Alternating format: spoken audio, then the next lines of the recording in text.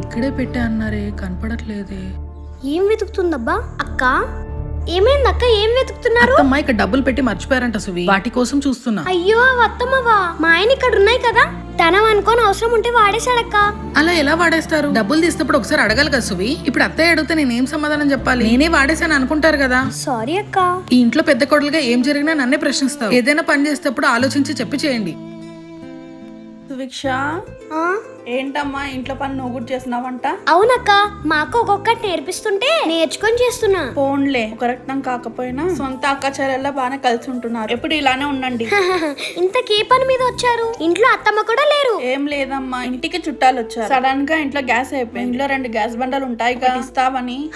ఈ ఇంట్లో పెద్ద కొడలుగా ఏం జరిగినా నన్నే ప్రశ్నిస్తావు. ఏదైనా పని చేసేటప్పుడు ఆలోచించి చెప్పి చేయండి. ఉంది కానీ అక్క, మా ఇంట్లో అక్క లేదు. అక్క వచ్చాక అక్కని అడిగి తీసుకోండి.